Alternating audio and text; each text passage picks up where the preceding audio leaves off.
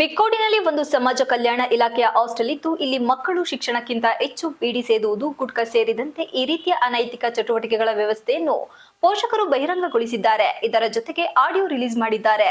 ಹಿರಿಯ ಅಧಿಕಾರಿಗಳ ನಿರ್ಲಕ್ಷ್ಯ ವಹಿಸುತ್ತಿದ್ದು, ಇದರಿಂದ ಮಕ್ಕಳ ಭವಿಷ್ಯದ ಮೇಲೆ ಸಾಕಷ್ಟು ದುಷ್ಪರಿಣಾಮ ಬೀರುತ್ತಿದೆ. ಕೂಡಲೇ ಈ ಬಗ್ಗೆ ಕ್ರಮ ಕೈಗೊಳ್ಳಬೇಕೆಂದು ಮಾಜಿ ಸಚಿವ ಬಿ ಶಿವರಾಮ್ ಆಗ್ರಹಿಸಿದರು. ಪತ್ರಿಕಾಗೋಷ್ಠಿಯಲ್ಲಿ ಶುಕ್ರವಾರ ಮಾತನಾಡಿ, ಬಿಕ್ಕೋಡಿನ ಸಮಾಜ ಕಲ್ಯಾಣ ಇಲಾಖೆಯ ಹಾಸ್ಟೆಲ್ ಇಲ್ಲಿನ ಅವ್ಯವಸ್ಥೆ ಬಗ್ಗೆ ಪೋಷಕರು ದೂರಿದ್ದಾರೆ. 60 ಮಕ್ಕಳು ಇರುವ ಹಾಸ್ಟೆಲ್ನಲ್ಲಿ ಕೇವಲ 15 ಮಕ್ಕಳು ಇದ್ದಾರೆ. ಅವರು ಕೂಡ ಸರಿಯಾಗಿ ಬರುತ್ತಿಲ್ಲ.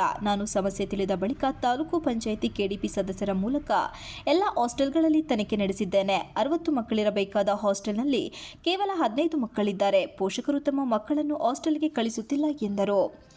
ಈ ಅವ್ಯವಸ್ಥೆ ಬಗ್ಗೆ ನಾನು ಸರ್ಕಾರದ ಗಮನಕ್ಕೆ ತಂದಿದ್ದೇನೆ. ಸಚಿವ ಡಾಕ್ಟರ್ ಎಚ್.ಸಿ. ಮಹದೇವಪ್ಪ, ಸಮಾಜ ಕಲ್ಯಾಣ ಇಲಾಖೆಯ ಆಯುಕ್ತರ ಗಮನಕ್ಕೆ ತಂದಿದ್ದೇನೆ. ಅಲ್ಲದೆ ಅನುಸೂಚಿತ ಜಾತಿ ಮತ್ತು ಬುಡಕಟ್ಟುಗಳ ಆಯೋಗದಿಂದ ಮಾತ್ರ ಒಂದು ಉತ್ತರ ಬಂದಿದೆ.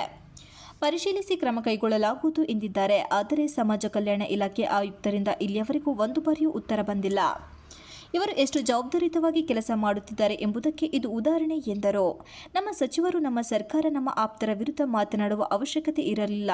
ಮಕ್ಕಳ ಭವಿಷ್ಯದ ಹಿತದೃಷ್ಟಿಯಿಂದ ಈ ಕೆಲಸ ಮಾಡುತ್ತಿದ್ದೇವೆ. ಬೇಲೂರು ತಾಲೂಕಿನಲ್ಲಿ ಸಮಾಜ ಕಲ್ಯಾಣ ಇಲಾಖೆಗೆ ಸೇರಿದ 13 ಹಾಸ್ಟೆಲ್ಗಳಿವೆ. 964 ವಿದ್ಯಾರ್ಥಿಗಳು ಪ್ರವೇಶ ಪಡೆದಿದ್ದಾರೆ. ಆದರೆ ಹಾಜರಾತಿ ತೀರಾ ಕಡಿಮೆ ಇದೆ. ಹಿರಿಯ ಅಧಿಕಾರಿಗಳ ನಿರ್ಲಕ್ಷ್ಯ ವಹಿಸಿದ್ದರಿಂದ ಇದರಿಂದ ಮಕ್ಕಳ ಭವಿಷ್ಯದ ಮೇಲೆ ಸಾಕಷ್ಟು ದುಷ್ಪರಿಣಾಮ ಬೀರುತ್ತಿದೆ. ತಕ್ಷಣವೇ ಇದರ ಬಗ್ಗೆ ಕ್ರಮ ಕೈಗೊಳ್ಳಬೇಕು ಎಂದು ಒತ್ತಾಯಿಸಿದರು. ಬಯೋಮೆಟ್ರಿಕ್ ಕೊಟ್ಟು 10 ವರ್ಷವಾದರೂ ಸಮರ್ಪಕವಾಗಿ ಅನುಷ್ಠಾನಗೊಳಿಸಿಲ್ಲ. ಬಯೋಮೆಟ್ರಿಕ್ನಲ್ಲಿ ಲೋಪ ಎಸಗಿದ ಹಿನ್ನೆಲೆಯಲ್ಲಿ ಯಾದಗಿರಿ ಹಾಗೂ ಹುಣಸೂರಿನಲ್ಲಿ ಎಫ್ಐಆರ್ ದಾಖಲಾಗಿದೆ. ಇಂತಹ ಕೆಲಸ ಬೇಲೂರು ತಾಲೂಕಿನ ಬಿಕ್ಕೋಡಿನಲ್ಲೂ ಆಗಬೇಕು. ಮಕ್ಕಳ ಭವಿಷ್ಯಕ್ಕಾಗಿ ಸರ್ಕಾರ ಕೊಟ್ಟಿರುವ ಸೌಲಭ್ಯ ಸಮರ್ಪಕವಾಗಿ ಅನುಷ್ಠಾನ ಬರುತ್ತಿಲ್ಲ ಎಂದು ಗಂಭೀರವಾಗಿ ಆರೋಪಿಸಿದರು. 13 ಹಾಸ್ಟೆಲ್ ಇದೆ ಸಮಾಜ ಕಲ್ಯಾಣ ಇಲಾಖೆಗೆ ಸೇರಿರೋದು. ಪ್ರೀ ಮೆಟ್ರಿಕ್, ಪೋಸ್ಟ್ ಮೆಟ್ರಿಕ್ ಎರಡೂ ಸೇರಿ 954 ಸ್ಟ್ರೆಂತ್ ಇದೆ. ಆದ್ರೆ ಸ್ಯಾಂಕ್ಷನ್ ಆಗಿರೋದು ಹುದ್ದೆ 1164. ಇರ್ಲಿ, 954 ಆದ್ರೂ ಸರಿಯಾದಂತ ಶಿಕ್ಷಣ ಕೊಟ್ರೆ ಸಾಕಾಗ. ಅವರಿಗೆ ಎಷ್ಟು ಹಣ ಕೊಡುತ್ತೆ ಸರ್ಕಾರ ಅಂದ್ರೆ,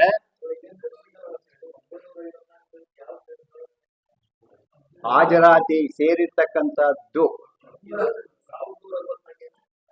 ಸ್ಯಾಂಕ್ಷನ್ ಹಾಸ್ಟೆಲ್ಗೆ ಈಗ 60 ಒಂದು ಹಾಸ್ಟೆಲ್ಗೆ ಅಂತ ಇರುತ್ತೆ.